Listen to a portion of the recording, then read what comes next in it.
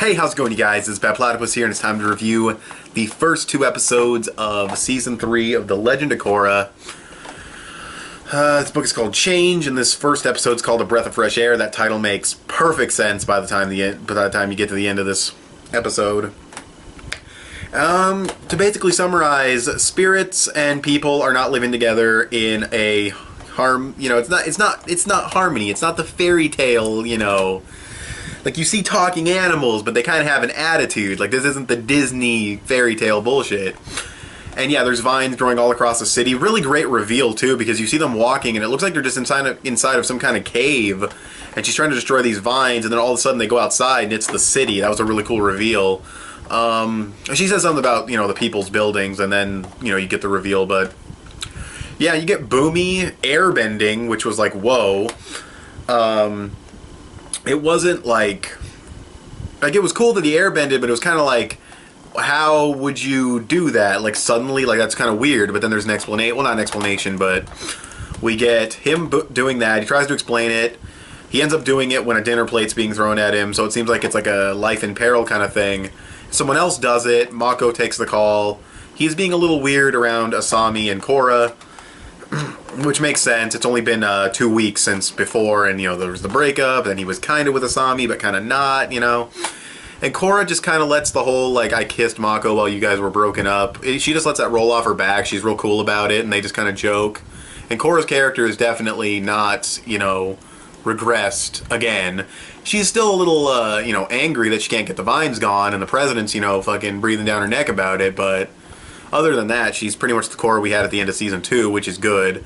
But yeah, there's airbenders, and Tenzin is fucking so excited about it because, airbenders, like, there's only a few of them left, and yeah. I'm trying to think.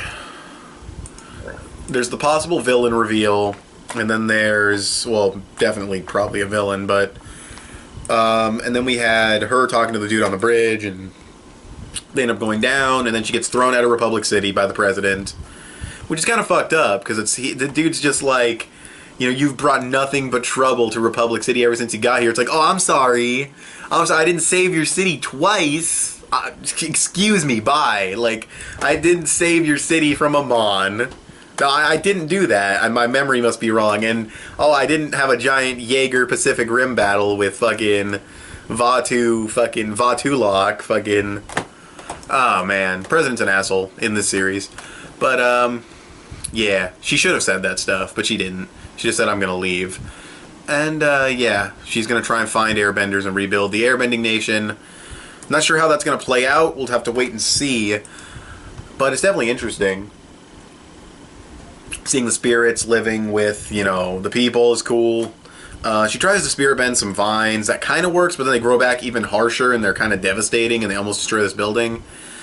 So she saves the kid and stops the building from totally breaking down. But, yeah, it's definitely interesting. I like that, the worlds are fused. I like that it's not all happy. I didn't think it would be, but I'm glad that, there's definitely a struggle going on. People can't really adapt to it.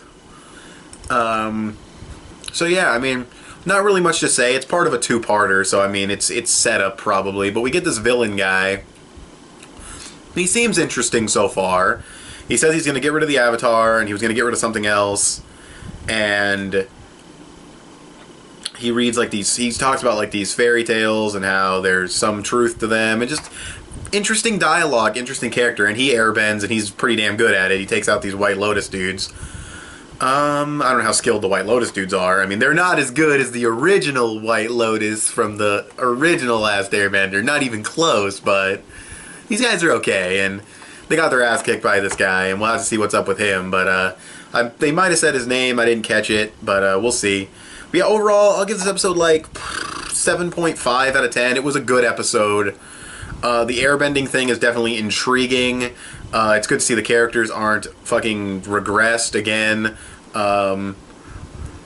Yeah, that what little action that you could call it was, cool and everything. Korra's gliding, that's kind of awesome.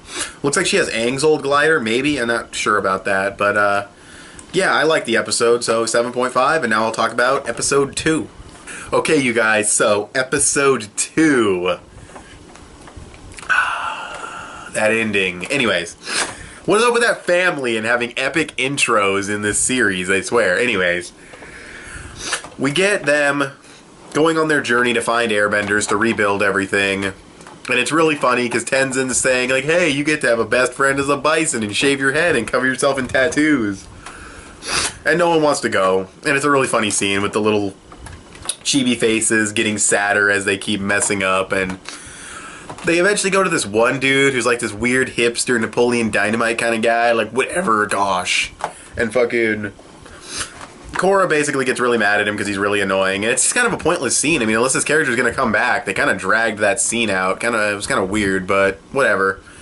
One of the negatives of the episode, but other than that, the episode was pretty solid. We meet this kid Kai, and he's a liar and a thief, but they take him in anyway to give him guidance, and Jinora likes him, and that's whatever. I don't really care.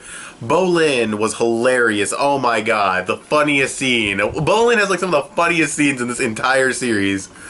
When he's imitating the grandma. And it's already kind of funny, you know, but then the ending, and then it's like, and then she'll die. He interrupts what he was saying, and then he's just like, and then she'll die, and that was the best. That was hilarious.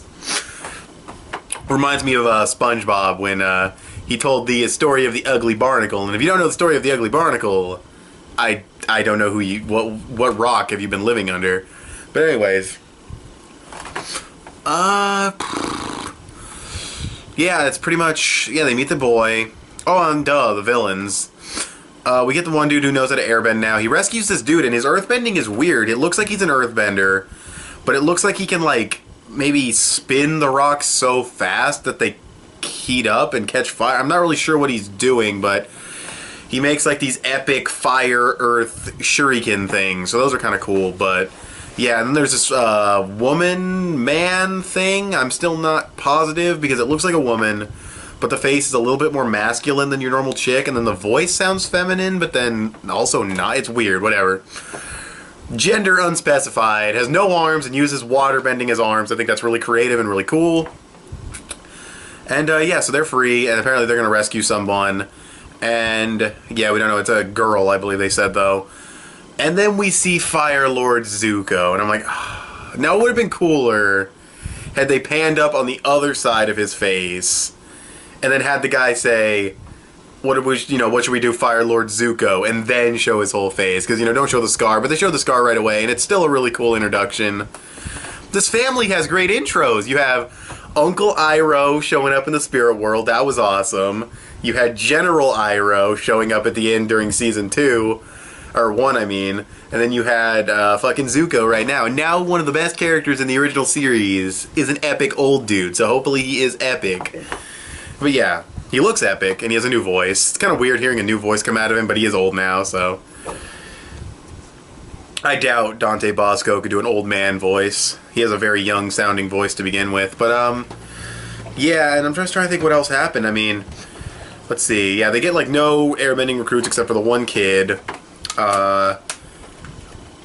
Yeah, and I just thought that one scene with that Ryu guy, or whatever his name was, that Napoleon Dynamite dude, I thought that scene was kind of pointless, but overall, the comedy was pretty strong. I like them putting on, like, the sideshow attraction. Fucking Mako's acting was hilarious.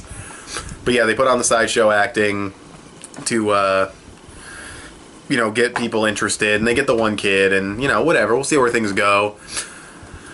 But, yeah, I'm definitely interested, and I think Zuko was an awesome reveal, but overall the season isn't, like, wowing me yet. I'm gonna give this one another 7.5. And, yeah, so, thanks for watching this video. Tell me what you guys thought of these episodes of The Legend of Korra in the comments below, and I will talk to you guys later. Bye.